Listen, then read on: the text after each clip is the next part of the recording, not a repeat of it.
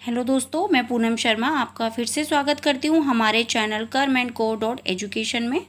इससे पहले की वीडियो में मैंने आपको अलंकार की परिभाषा और उसके प्रकार बताए थे। तो आइए आज हम जानेंगे छंद क्या है और उसकी परिभाषा के बारे में।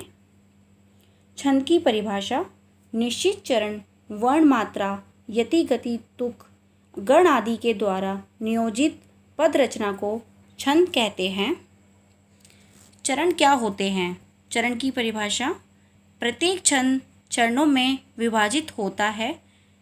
इनको पद या पाद कहते हैं। जिस प्रकार मनुष्य चरणों पर चलता है उसी प्रकार कविता भी चरणों पर चलती है। एक छंद में प्राय 4 चरण होते हैं जो सामान्यतः 4 पंक्तियों में लिखे जाते हैं। कहीं कहीं छंदों जैसे छपया, कुंडलियाँ आदि में 6 चरण होते हैं। मैं आपको बता देती हूँ चरण किस प्रकार होते हैं। जैसे मैं आपको एक दोहा बता देती हूँ। पवन ते संकट हरन यानी पहला चरण, मंगल मूर्ति रूप यानी दूसरा चरण, राम लखन सीता सहित तीसरा चरण, वसुं सुर भूप यानी चौथा चरण। इस तरह एक छंद में प्राय 4 चरण होते हैं जो सामान्यतः 4 पंक्तियों में लिखे जाते हैं। मात्रा और वर्ण। वर्ण और मात्रा क्या होते हैं? मुख से निकलने वाली ध्वनि को सूचित करने के लिए निश्चित किए गए चिन्ह वाले वर्ण कहलाते हैं। वर्ण 2 प्रकार के होते हैं: हस्व, लघु तथा दीर्घ, गुरु। वर्णों की गणना करते समय वर्ण चाहे लघु हो अथवा गुरु, उसे एक ही माना जाता है।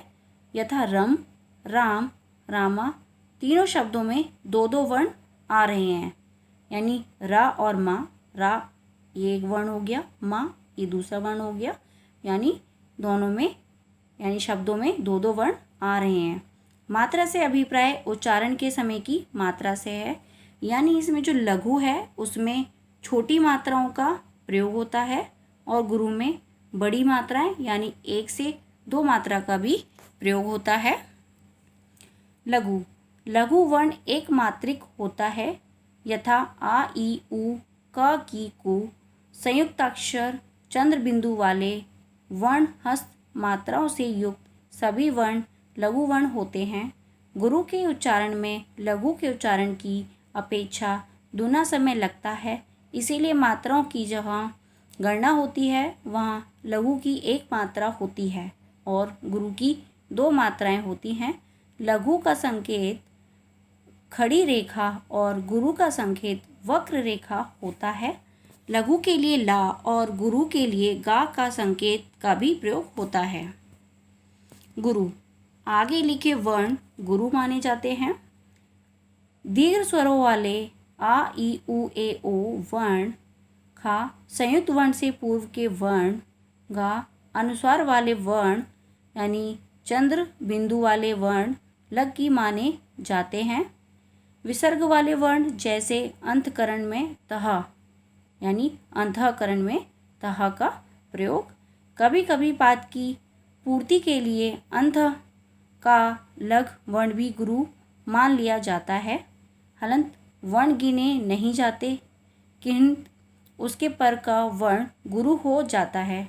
विशेष कहीं कहीं मात्राओं की गणना में चरण की पूर्ति के लिए उच्चारण को दृष्टि में रखकर लघु को गुरु और गुरु को लघु रूप में माना जाता है। गण। 3 वर्णों के लघु गुरु क्रम के अनुसार उनके योग का गण कहते हैं। गणों की संख्या 8 होती है। पहले तो जो गण होते हैं मैं बता देती हूँ, जिसमें 3 वर्ण आते हैं, यानी 3 वर्णों के समूह को हम गण कहते हैं। सूत्रगत उदाहरण यानी सूत्रगत और इसके संकेत में बता देती हूँ। य, मा, ता यानी या में 1 मात्रा यानी ये 1 वर्ड है। म और इस पे आ की मात्रा यानी ये 2 हो गया, दोनों मिला के। ता और ता पे आ की मात्रा। इस तरीके से इसके सूत्रगत उदाहरण यानी संकेत इस तरीके से समझाते हैं। और यमाता यानी इसका जो उदाहरण दिया हुआ है इसमें जो है इसकी गिनती इस तरीके से की जाती है।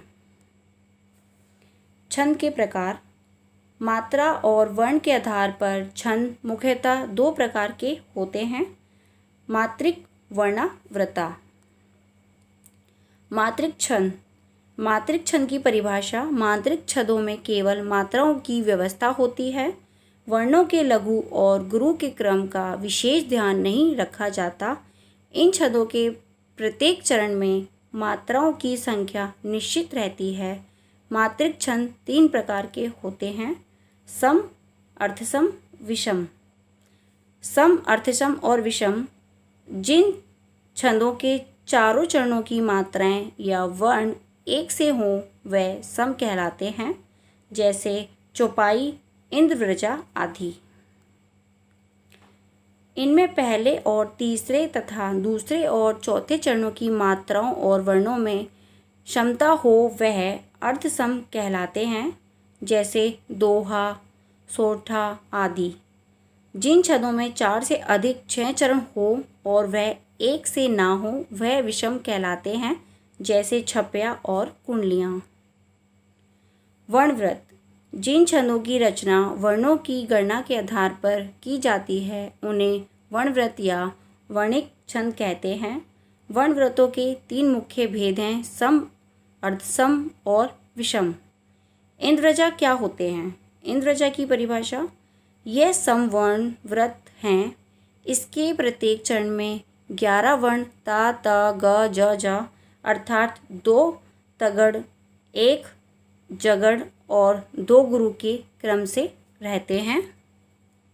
उदाहरण: मैं जो नया ग्रंथ विलोकता हूँ, भाता मुझे सो नव मित्र सा है।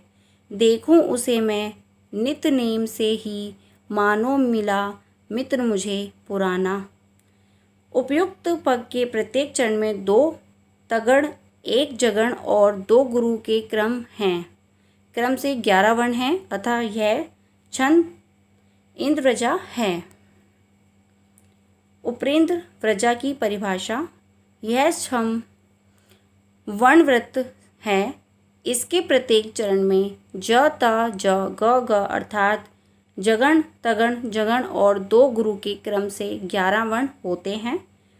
उपेंद्र व्रजा के उदाहरण: बड़ा की छोटा कुछ काम कीजिए, परंतु पूर्वा पर सोच लीजिए। बिना विचारे यदि काम होगा, कभी ना अच्छा परिणाम होगा। इस पद के प्रत्येक चरण में जगड़, तगड़, जगड़ और 2 गुरु के क्रम से 11 वर्ण हैं, अतः यह छंद उपेंद्र व्रजा है। सवैया क्या होते हैं? 22 से 26 वर्ण तक के वर्णव्रत सवैया कहलाते हैं। मतक्ययंत्र तथा सुंदरी सवैया छंद के भेद हैं।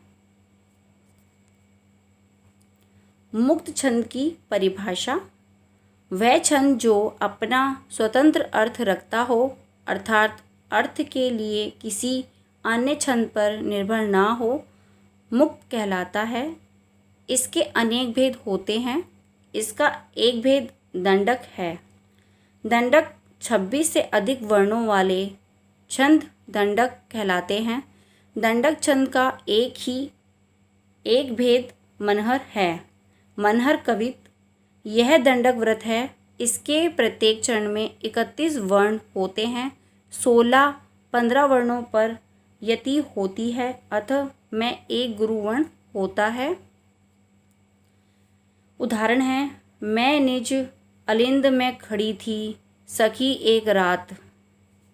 रिमझिम बूंदें पड़ी थी, घटा छाई थी। गमक रहा था केतकी का गंध चारों ओर। झिल्ली झनकार यही मेरे मन भाई थी। करने लगी मैं अनुकरण स्वरूपों से। चंचला थी चमकी, घनाली गहराई थी। चौंक देखा मैंने, चुप कोने में खड़े थे प्रिय। भाई मुख लज्जा उसी छाती पे छिपाई थी। उम्मीद करती हूँ मेरी वीडियो आपको पसंद आई होगी। आपका कोई प्रश्न है तो आप कमेंट बॉक्स में पूछ सकते हैं। चैनल को लाइक, शेयर एंड सब्सक्राइब करना ना भूलें। धन्यवाद।